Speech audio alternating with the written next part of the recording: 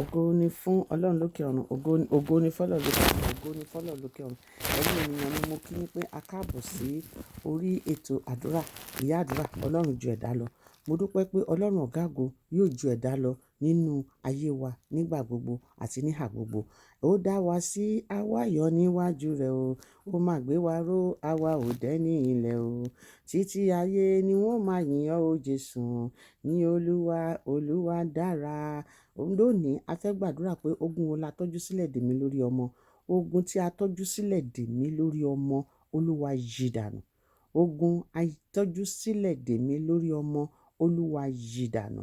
Ẹ jẹ́ ká dúpẹ́ ní ọwọ́ Ọlọ́run fóore tó ṣe fún wa, pàápàá jùlọ nínú àwẹ̀ tí a wà yìí, àwẹ̀ fífún gbòò, àwẹ̀ májàta májèpo, àwẹ̀ ìkọjú sí Ọlọ́run gẹ́gẹ́ bí ìwé àìsáyà 58 ṣe sọ fún wa láti ìbẹ̀rẹ̀ títí dé òpin. Ó ṣàlàyé fún wa irú àwẹ̀ tó yẹ ká, irú àwẹ̀ tó jẹ́ ìtẹ́wọ́gbà.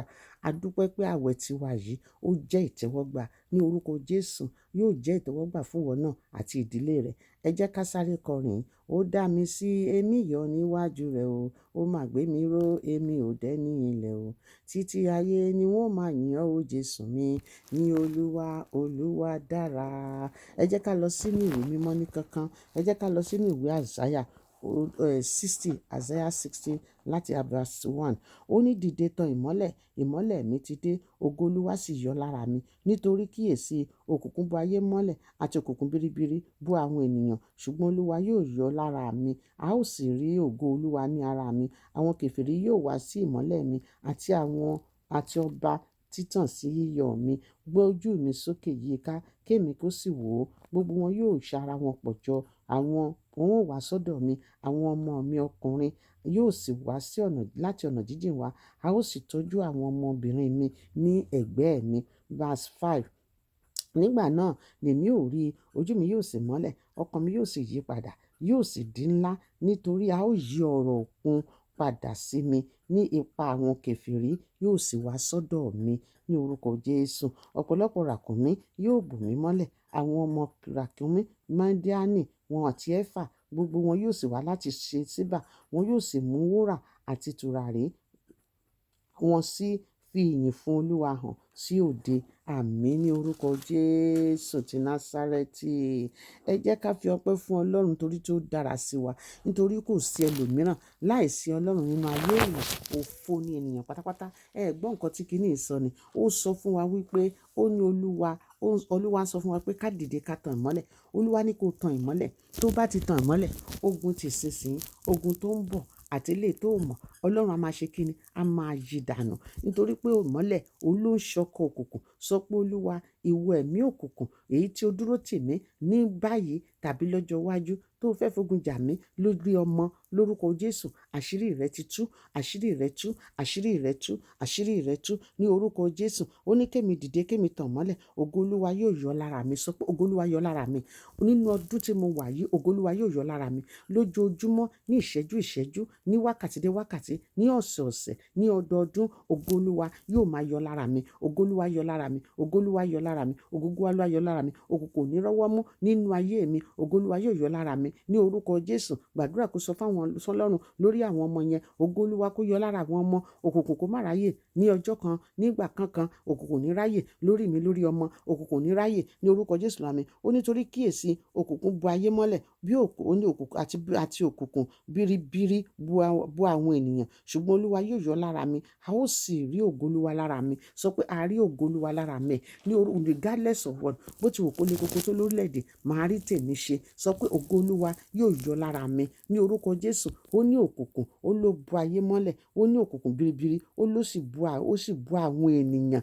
Àwọn ènìyàn kì í ṣe ẹranko, àwọn ènìyàn. Bẹ́ẹ̀ ni òkùnkùn biribiri. Ṣé òkùnkùn wà láyé báyìí? Ṣùgbọ́n lórúkọ Ọlọ́run amógun, àwọn àyànfẹ́ wọ́n sì ń gbádùn Ọlọ́run, wọ́n sì ń gbádùn Kristi nínú àwẹ̀ yìí. Sọ pé Olúwa, bó ti wù kó òkùnkùn bo ayé mọ́lẹ̀ tó, bó ti wù kó òkùnkùn biribiri kó bo ayé mọ́lẹ̀, Olúwa rántí májẹ̀mú tó bá mi dá pé ògo Olúwa yóò yọ lára mi. Ògo Olúwa yóò yọ lára mi. Ògo Olúwa yóò yọ lára mi. Ògo Olúwa yọ lára ọmọ mi. Ògo Olúwa yọ nínú iṣẹ́ mi. Ògo Olúwa yọ nínú ìpè mi ní orúkọ Jésù Kristi Olúwa wa. Àmín. Ó ní àwọn keferi, ó ní wọn yóò wá sí ìmọ́lẹ̀ mi àti àwọn ọba sí titàn yíyọ rẹ̀. Ṣé mo yíyọ mi? Ṣé mo pé tó bá dára fún ẹ, ó ní láti wọ́ rẹ̀ ṣá. tó bá ti dára fún ẹ àwọn èèyàn yóò máa wá ọ. Sọ fún Olúwa pé Olúwa jẹ́ kí ògo rẹ, Olúwa jẹ́ kó yọ lára mi. Ó ní àwọn keferi yóò wá sí ìmọ́lẹ̀ mi. Olúwa jẹ́ kí ìmọ́lẹ̀ mi ó pọ̀ tó bẹ́ẹ̀ gẹ́ tí àwọn ènìyàn yóò mọ̀ wípé tèmi ni Olúwa ni tèmi. Gbàdúrà kó sọ fún Ọlọ́run, Olúwa jẹ́ kí ìmọ́lẹ̀ rẹ yí mi ká lọ́dún yìí o. Òkùnkùn kò ní borí ìmọ́lẹ̀ mi. Ó ṣe ìwọ̀ lórúkọ Jésù ti Násárẹ́tì.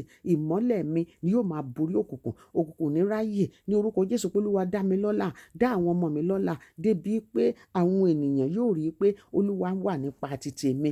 Ó ní bí kò bá ṣe Olúwa tó ti wà ní tèmi, kí ni kémi máa sọ nígbà tí Sátánì gbógun dé? Ọpẹ́ ni f'Olúwa, àwọn bàbá olóore wọ́n ṣe kábíyèsí rẹ o. Mo fọpẹ́ fún Jehovah tó dẹ̀mí mi sí dòní. Mo dúpẹ́ f'Olúwa. Dúpẹ́ ní ọwọ́ Ọlọ́run ọba tí ò jẹ́ kí òkùnkùn borí ẹ mọ́lẹ̀. Ọlọ́run tí ò gbà fún Sátánì pé kó gbógo. Ọlọ́run tí ò gbà kí Sátánì orí ẹbú.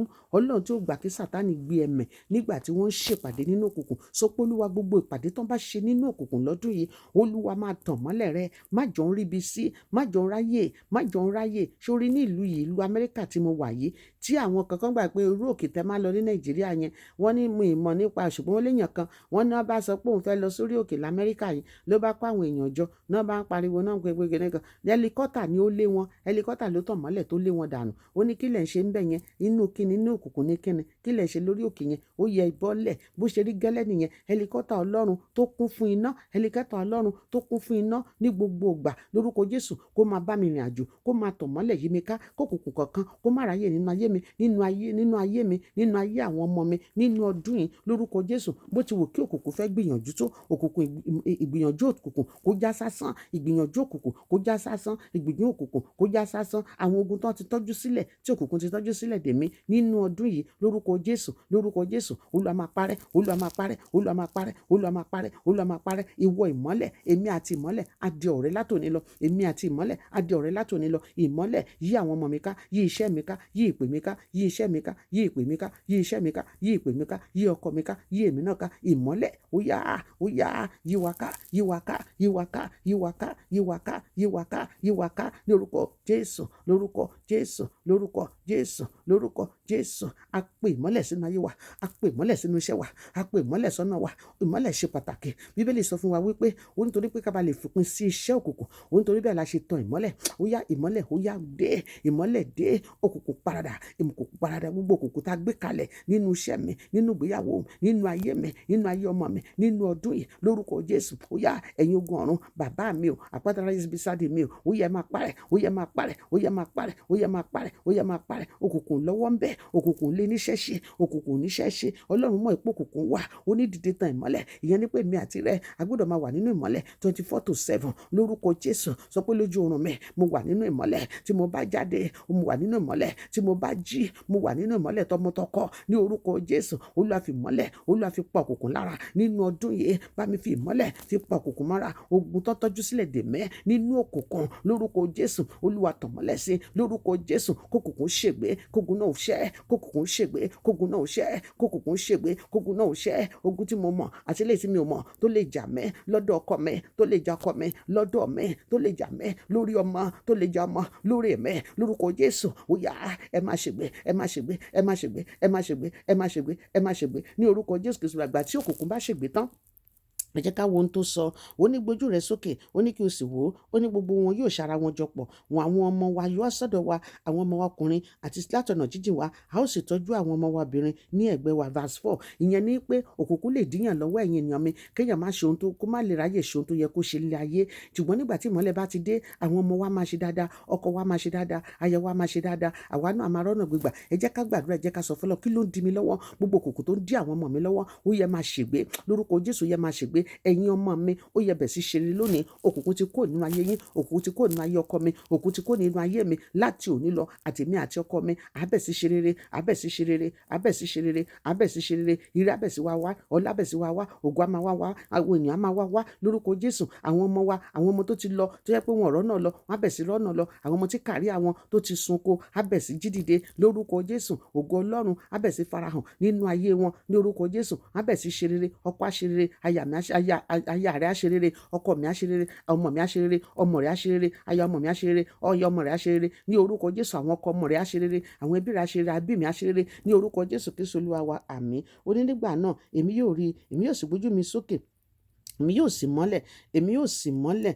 ọkàn mi yóò sì yí padà, yóò sì di ńlá, a ó sì yí ọ̀rọ̀ òkun padà sọ́dọ̀ mi, ipa àwọn keferi yóò wá sọ́dọ̀ mi. That is verse 5.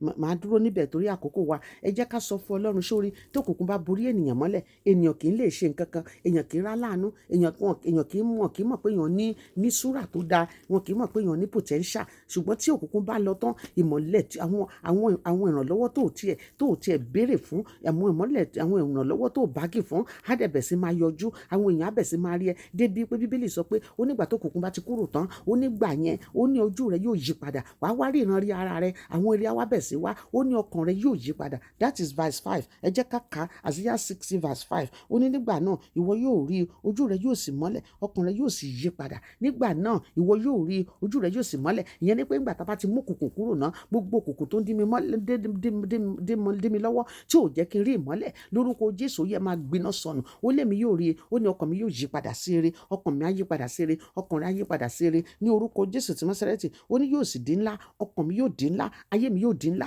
ayé ọmọ mi yóò di ńlá, ayé ọkọ mi yóò di ńlá, ayé rẹ yóò di ńlá o, ayé ọkọ rẹ yóò di ńlá, ayé ọmọ rẹ yóò di ńlá ní orúkọ Jésù ti Násárẹ́tì. Ó ní torí a ó yọ ọkàn mi padà, a ó yí ọkàn mi padà sí mi, a ó yí ọkàn mi padà, a ó yí ọ̀rọ̀ òkun padà sí mi, a yí ọ̀rọ̀ òkun padà sí mi. Ìmọ́lẹ̀ ni ò jẹ́ kéèyàn di ńlá, ìmọ́lẹ̀ ni kì í jẹ́ kéèyàn rólórí, ìmọ́lẹ̀ ni kì í jẹ́ kéèyàn òkùnkùn ni kì í jẹ́ kéèyàn di ńlá, òkùnkùn ni kì í jẹ́ kéèyàn di ńlá, òkùnkùn ni kì í jẹ́ kéèyàn di rí rere, òkùnkùn ló máa ń díyàn lọ́wọ́. Gbogbo òkùnkùn tó dí ẹ lọ́wọ́ tí ò jẹ́ kó rí ìmọ́lẹ̀, tí ò jẹ́ kó lọ́kọ, tí ò jẹ́ kó láya, tí ò jẹ́ kó níṣẹ́, tó jẹ́ kó owó iṣẹ́ rẹ̀ gbèrú, lónìí Olúwa yí dànù. Gbogbo òkùnkùn tó ń dí mi lọ́wọ́, tó ń dí iṣẹ́ ìránṣẹ́ mi lọ́wọ́, tó ń dí ọmọ mi lọ́wọ́, tó jẹ́ kí iṣẹ́ mi ó gbèrú, lórúkọ Jésù Olúwa yí dànù, Olúwa yí dànù, Olúwa yí dànù, Olúwa yí dànù, Olúwa yí dànù, Olúwa yí dànù, Olúwa yí dànù ní orúkọ Jésù Kristi Olúwa wa. Àmín. Ó lé mi yóò di ńlá, ó lá yí ọ̀rọ̀ òkun sí ọ̀dọ̀ mi lórúkọ Jésù. Gbogbo tí ò jẹ́ kó lọ́rọ̀, òkùnkùn tí ò jẹ́ kó lọ́rọ̀, òkùnkùn tí ò jẹ́ kémi náà lọ́rọ̀, Ọlọ́run yí dànù. Ogun ọjọ́ pípẹ́ èyí tí a tọ́jú dè mí nínú òkùnkùn, ìmọ́lẹ̀ Ọlọ́run tàn sí lórúkọ Jésù. Àṣírí wọn tú, Olúwa sì ṣe ogun náà ní kánkán ní orúkọ Jésù Kristi Olúwa wa. Àmín. Èmi ni ìyáàfin ìyá àdúrà Ọlọ́run jẹ̀dá lọ. Mo mọ̀ wípé àwọn nǹkan kan tó ń ṣẹlẹ̀ ní Facebook tí ò jẹ́ ká lè upload àwọn fídíò wa bó ti yẹ kó rí, ṣùgbọ́n Ọlọ́run ọ̀gá àgbà yóò máa fún wa lọ́nà àbáyọ. Ẹ jọ̀ọ́ ẹ jẹ́ ká ka ìwé wa lónìí, Isaiah 60 yìí ká fi gbàdúrà, yóò dára fún wa. Ẹ dẹ̀ jẹ́ ká ka Isaiah 61 verse 9. Ó sọ nípa bí Olúwa ṣe máa bá wa tọ́jú àwọn ọmọ wa, tí ó jẹ́ gbogbo àwọn èèyàn tó bá rí àwọn ọmọ wa, wọn ò rí ògo Ọlọ́run nínú ayé àwọn ọmọ náà. Torí náà bá mi kà kó o sì fi gbàdúrà kí Ọlọ́run ọ̀gá àgbà kó wà pẹ̀lú yín, kí Ọlọ́run kó tújú rẹ̀ kó mọ́lẹ̀ sí yín lára, kẹ́ máa lọ láyọ̀, kẹ́ máa bọ̀ láyọ̀. Ìmọ́lẹ̀ Ọlọ́run kó yí yín ká, kẹ́ má ṣe kókùnkùn má ṣe borí ọkàn yín ní orúkọ Jésù Kristi Olúwa wa. Èní ní ọjọ́ 9 nínú àwẹ̀ wa. Lágbára Ọlọ́run tó bá ti di ọ̀la, màá tún yọjú sí yín, á tún jọ gbàdúrà. Ẹ má wọ̀rì, ẹ má bẹ̀rù, ẹ ṣáà mọ̀ wípé ìmọ́lẹ̀ lẹ jẹ́, ọmọ ìmọ́lẹ̀ ni yín, ọmọ ìmọ́lẹ̀ náà lèmi. Ohun yòówù kẹ́ máa bá pàdé nínú ayé yìí, lágbára Ọlọ́run wọn ò ní sin yín pẹ̀lú ogun náà, yóò dára fún yín. God bless you. I love you with the love of Christ. A dẹ̀ ṣe pé a kó àwẹ̀ o, àkótú ni o. Mo mọ̀ pọ̀pọ̀lọpọ̀ àti lọ jẹun, èmi ò tí ì break àwẹ̀ mi, ṣùgbọ́n láìpẹ́ láì jìnnà mo fẹ́ kí n fi àṣẹ sínú ayé yín ni pé òkùnkùn kì yóò borí rẹ mọ́ láti òní lọ. Ohun gbogbo tó rí gbé ṣe tẹ́lẹ̀tẹ́lẹ̀ wàá bẹ̀ sí gbé ṣe. Ọdún ẹ̀ lọ́dún ẹ̀, ọdún ẹ̀ lọ́dún ẹ̀, ó máa láyọ̀. Ọmọ ló ń wá ni, mo ní kó gba ọmọ yẹn. Ọkọ ló ń wá ni, mo ní kó gba ọkọ yẹn. Ilé iṣẹ́ kan ló ń wá ni, Ọlọ́run yóò fún ẹ ní iṣẹ́ àlùbáríkà. Ilé ló fẹ́ kọ́ ni wàá parí ẹ̀ lọ́dún yìí o, lágbára Ọlọ́run, lágbára Èdùmàrè. Gbogbo tó dára tó ń fọkàn wá yẹn, Ọlọ́run yóò ṣe fẹ́ lọ́dún yìí. Àṣẹ Elédùmarè ti fún, ó ti rí bẹ́ẹ̀ kò yí padà ní orúkọ Jésù Kristi Olúwa wa. Àmín, àmín. Nítorí ọ̀fẹ́ tí ó bá ti tọ́ máa tọ́ lẹ́mọ̀ kó sùkàlẹ̀ bí àrẹ̀bà, ó yára tọkàn wá sí mọ́. Nítòótọ́ rẹ̀ àti àánú yóò máa tọ̀ wá lẹ́yìn lọ́jọ́ ayé wa gbogbo. Àwa yóò sì máa gbé wájú Olúwa láì àti láíláí. Àmín, àmín lórúkọ Jésù. Fàyà. Ẹ má bínú, ẹ jọ̀ọ́ ẹ bá mi fi ṣọwọ́ sí àwọn ẹlòmíràn. Ẹ jọ̀ọ́ nítorí Ọlọ́run, ẹ fi ṣọwọ́ sí àwọn ènìyàn mìíràn, ẹ fi ṣọwọ́ sí àwọn ènìyàn mìíràn. Be a great ambassador for Christ. God bless you. Love you with the love of Christ. Èmi ni ìyá àdúrà Ọlọ́run jẹ̀dá lọ.